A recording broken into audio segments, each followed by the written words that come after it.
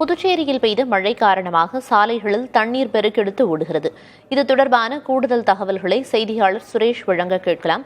சுரேஷ், சாலைகளில் மழைநீர் பெருக்கெடுத்து ஓடுவதன் காரணமாக பொதுமக்கள் என்ன மாதிரியான பாதிப்புகளை சந்திச்சுட்டு வர்றாங்க? தற்போதும் மழை தொடர்தா? அந்த நீரை அகற்றும் பணிகள் தொடங்கி இருக்கா? என்ன விவரம்?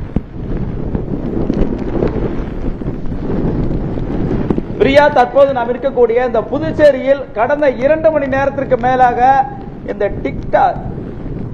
டிக்வா புயலின் காரணம் மழை பெய்து வருகிறது. காற்றினுடைய வேகம் அதிகரித்திருக்கிறது. நாம் பார்த்து கொண்டிருக்கிறோம். ஒளிப்பதிவு ஸ்ரீதர் காட்டக்கூடிய காட்சிகளிலே தெரியும் இந்த இடத்தில் எந்த அளவுக்கு காற்றோடு மழை அடித்துக் கொண்டிருப்பதை நாம் பார்க்க முடிகிறது. அதாவது இங்கு காற்றின் வேகம் மணிக்கு 30 கிலோமீட்டருக்கு மேல் வீசிக் கொண்டிருக்கிறது. அதே போன்று இங்கு கடல் சீற்றமும் அதிகமாக காணப்படுகிறது. குறிப்பாக மழை தொடர்ந்து வருவதால் தாழ்வான இடங்களில் மழைநீர் சூழ்ந்து வருகிறது. அதே போன்று சாலைகளிலும் வெள்ளம் பெருக்கெடுத்து ஓடுகிறது. நாம் இருக்கக்கூடிய இந்த இடம் ராக் பீச் எனக்கூடிய முக்கியமான அந்த கடற்கரை பகுதியை ஒட்டிதான் இருக்கிறோம்.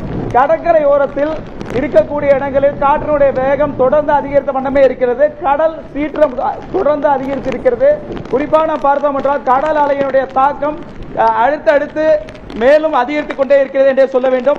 அதே போன்று இங்கு எழக்கூடிய அந்த கடல் அலையினுடைய உயரமும் காலையை ஒப்பிடும் பொழுது தற்போது அதனுடைய அளவு என்பது கூடிக்கொண்டே இருக்கிறது.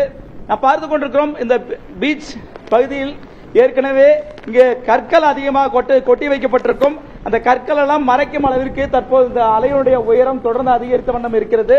அதே போன்று இந்த மழையும் இடைவிடாமல் தொடர்ந்து கொட்டி கொண்டிருப்பதன் காரணமாக இங்கே இருக்க பொதுமக்கள் யாரும் இந்த பகுதிக்கு வர வேண்டாம் என்று தொடர்ந்து அறிவுரை வழங்கப்படுகிறது.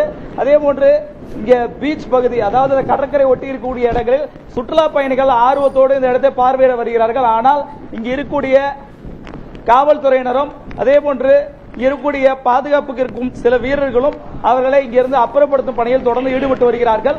புதுச்சேரியில் தற்போதுதான் டிக்வா புயலினுடைய தாக்கத்தை உணர தொடங்கி இருக்கிறார்கள் என்றே சொல்ல வேண்டும். ஏனென்றால் இந்த புயலுடைய வளையத்துக்குள் இந்த பகுதி என்பது விரைவாக வந்து கொண்டிருக்கிறது என்றே நாம் இந்த காற்று மற்றும் மழையினுடைய தாக்கத்திலிருந்து புரிந்து கொள்ள முடிகிறது.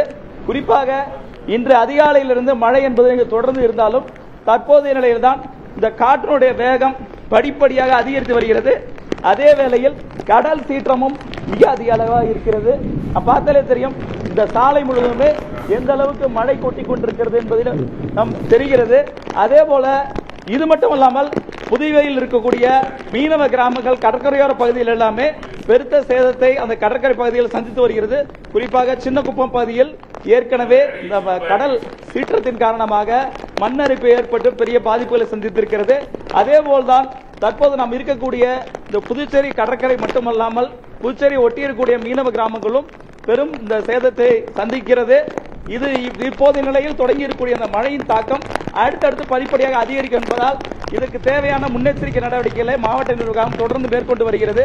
அதே போல பொதுமக்களுக்கும் தேவையான அறிவுரைகளை வழங்கிக் கொண்டிருக்கிறது. பிரியா, டிக்வா புயல் காரணமாக பலத்த காற்று வீசி வருகிறது. அதோட தாக்கத்தை காட்சிகள் வாயிலாக பார்த்து புரிந்து கொள்ள முடியுது. நிற்கக்கூட முடியாத அளவுக்கு காற்று வீசி வருகிறது. உங்களோட பாதுகாப்பையும் உறுதிப்படுத்திக்கோங்க சுரேஷ். தற்போதைய தகவல்களை களத்திலிருந்து வழங்கியதற்கு நன்றி.